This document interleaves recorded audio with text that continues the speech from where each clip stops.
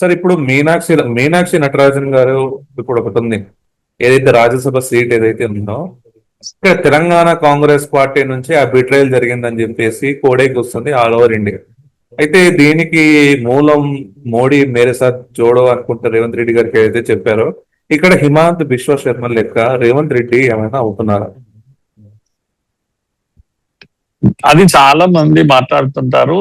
రేవంత్ కూడా నేను స్కూల్ ఇక్కడ ఏబిఎఫ్ లో చదువుకున్నాను, కాలేజీ తెలుగుదేశంలో చదువుకున్నాను, లేకపోతే ఇలాంటివన్నీ ఏదో ఉద్యోగం కాంగ్రెస్ లో చేస్తున్నాను, ఇలాంటి మాటలన్నీ చెప్పి ఏమంటా మభ్యపెట్టే మాటలు ఇవన్నీ కూడా.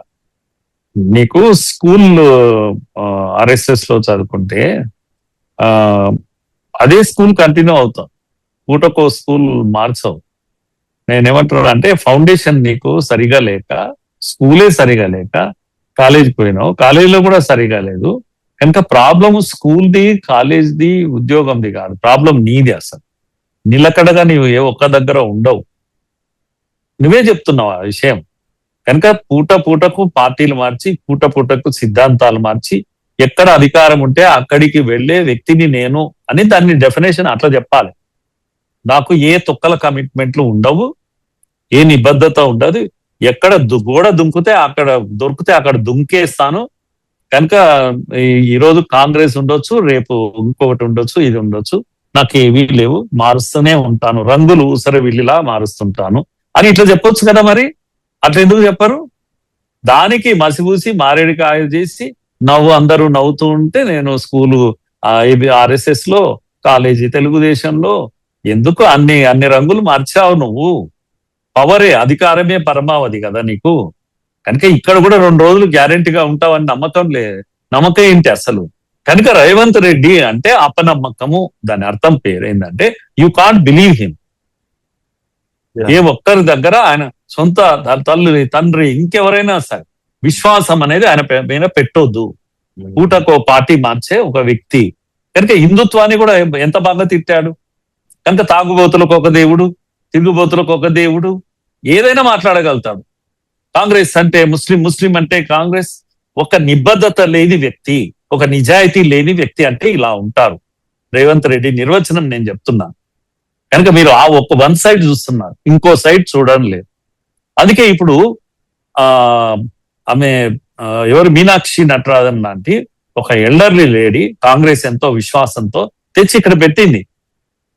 ఇప్పుడు నీకు మీనాక్షి నటరాజన్ ఇప్పుడు మధ్యప్రదేశ్ రాజ్యసభ ఎన్నికల్లో 3 సీట్లుంటే 2 బీజేపీ గెలుస్తుంది, ఇంకొకటి కాంగ్రెస్ గెలవడానికి అవకాశం ఉంది.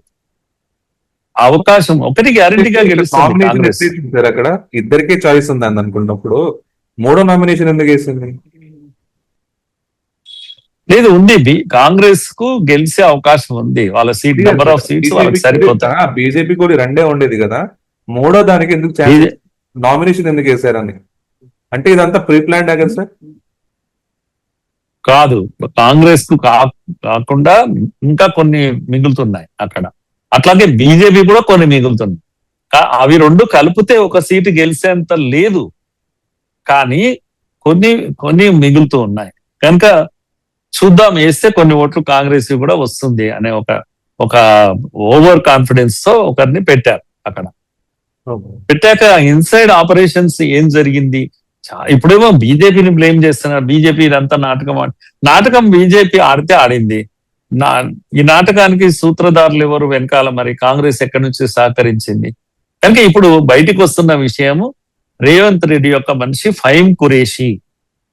ఫహీమ్ ఖురేషీ ఎవరు అంటే ఎవరైనా చెప్తారు హైదరాబాద్ లో ఆయన రేవంత్ రెడ్డి యొక్క మనిషి అని చెప్పేసి. ఆయన మైనారిటీ సొసైటీ ఉంది కదా, దానికి లీడర్ అయ్యాడు. First nominated post Revanth Reddy ఎవరికి ఇచ్చారంటే ఫహీమ్ ఖురేషీకి ఇచ్చారు. ఫహీమ్ ఖురేషీ కాంగ్రెస్ కరుడు కట్టిన కాంగ్రెస్ నాయకుడు ఎన్నడూ కాదు. ఇక్కడ ప్రైవేట్ వ్యక్తి, రేవంత్ రెడ్డి యొక్క ప్రైవేట్ వ్యక్తి. కానీ గాంధీ భవన్ లో అన్ని ఆయన్నే చేస్తాడు. రేవంత్ రెడ్డి సీఎం చేయాల్సిన పనులన్నీ ఆయన చేస్తాడు. ఐఏఎస్ ఆఫీసర్లకు ఆయన ఆర్డర్స్ ఇస్తాడు ఫోన్ చేసి. అంత సూపర్ పవర్ గా ఎదిగాడు. ఇవన్నీ ఆమె చూస్తూ ఉంది. ఎవరు? మీనాక్షి నటరాజన్ అన్ని గమనిస్తూనే ఉంది. కనుక ఒక వీడియో బయటికి వచ్చింది, మీరు చూడాలి. ఒక లేడీ చెప్తా ఉంది అక్కడ. సో ఏమని అంటే, నేను కోర్టుకు వెళ్లే ముందు ఒక లీడర్ యొక్క పిఏ నా దగ్గరకు వచ్చారు. అఫిడవిట్ కాదు, ఆమె ఆ కోర్టులో ఇస్తున్నటువంటి పేపర్ అఫిడవిట్ ఒకటి తనకి ఇవ్వమని అడిగాడు, కానీ ఆమె ఇవ్వలేదు. కనుక ఆ పేపర్ ఏంటి అంటే, ఏం కేసు వేస్తున్నావు అని.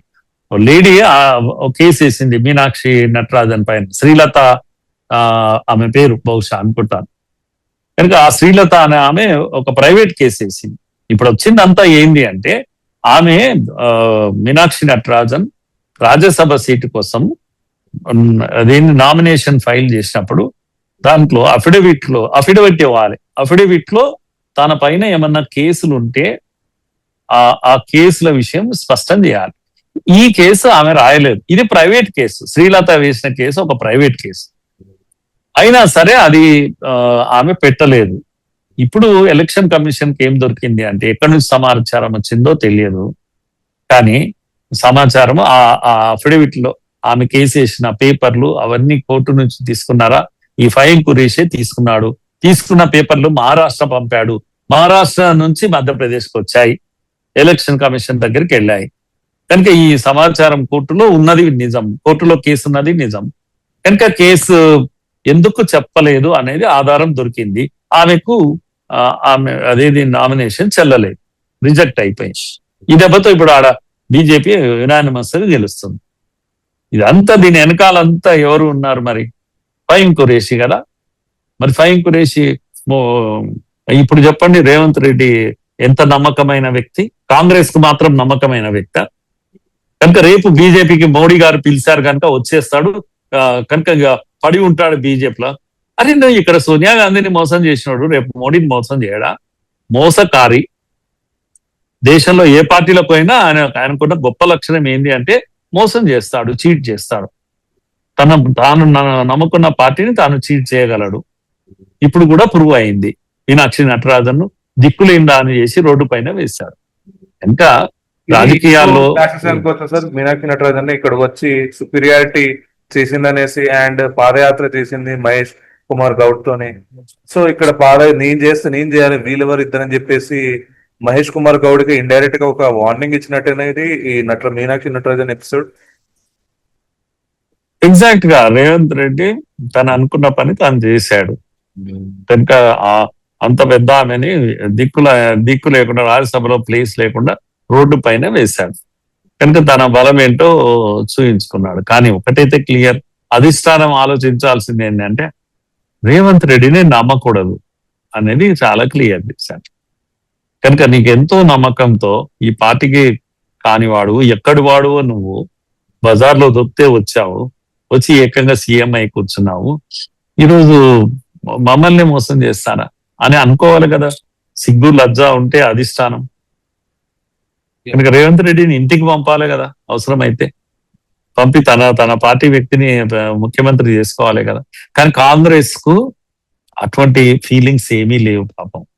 ఎందుకంటే ఒక నిస్సహాయ స్థితి. రేవంత్ రెడ్డి పోతే ఇది కూడా దిక్కుండదు, మనకు కొట్టుకొని చస్తారు వీళ్ళు అనేటువంటి భయం ఇది.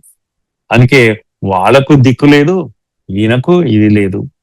ఇది కానీ ఏం చేస్తారు అందరు కలిసి, మోడీ ఏమో చేశాడు, మోడీ ఏం చేశాడు, ఆ రోజు పిలిచాడు కదా వేదిక పైన వచ్చి రా అని పిలిచాడు. కనుక ఇప్పుడు రేవంత్ రెడ్డి పావులు కదుపుతున్నాడు, కాంగ్రెస్ కథం పట్టించి పోతాడు, బీజేపీలోకి వెళ్ళిపోతాడు. ఇలాంటి మాటలన్నీ మాట్లాడుతూ ఉంటారు, పిచ్చి మాటలన్నీ కూడా.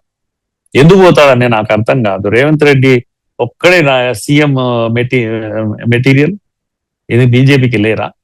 లేకుంటే నోరు మూసుకొని ఉండండి. రేవంత్ రెడ్డి తీసుకొచ్చే అధికారం మీకు కావాలా? కాంగ్రెస్ కి ఏం చేస్తాడు మీకు కూడా అదే చేస్తారు రేపు. కనుక నేను అనుకుంటా బీజేపీ అంత తెలివి తక్కువ పని ఎన్నడూ చేయదు. రేవంత్ రెడ్డికి ఏ పార్టీలో ప్లేస్ లేదండి విక్రమ్, నేను చెప్తున్నాను. బీజేపీ కాదు. చాలా మంది నవ్వుతూ అని అంటే ఆయన ఆర్ఎస్ఎస్ అంటే ఆయన ఎక్కడ ఆర్ఎస్ఎస్ అండి, ఎక్కడ మూలాలు ఆర్ఎస్ఎస్ ఉన్నాయి? ఆర్ఎస్ఎస్ ఉన్నవాడు హిందూ దేవీ దేవతలను అట్లా మాట్లాడతాడా? ఏ విధమైనా మాట్లాడతాడా హిందూ అయిన వాడు? కనుక నాకు తెలుసు కదా ఆయన ఏబీపీలో ఎంత పని చేశాడు ఏంది అనేది, అన్ని దగ్గరుండి చూశాను కనుక. ఎక్కడ ఏ ఎవరు ఏదో కొంతకాలం టైం పాస్ చేశాడు, 1-2 సార్లు వాల్ రైటింగ్కి వెళ్ళారు, అక్కడ వెళ్ళారు, వనపర్తిలో కొంత, ఈడ హైదరాబాద్ లో కొంత, చేశాడు చేయలేదు అంటే గట్టిగా చెప్పలేము. వాళ్ళ తమ్ముళ్ళు కొందరు యాక్టివ్ గా పనిచేశారు ఏవీపీలో.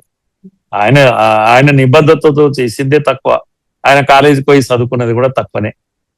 కనుక ఆయన ఆయన గురించి మనం ఇప్పుడు ఇంటర్ కామెంట్స్ ఆయన సర్టిఫికెట్లు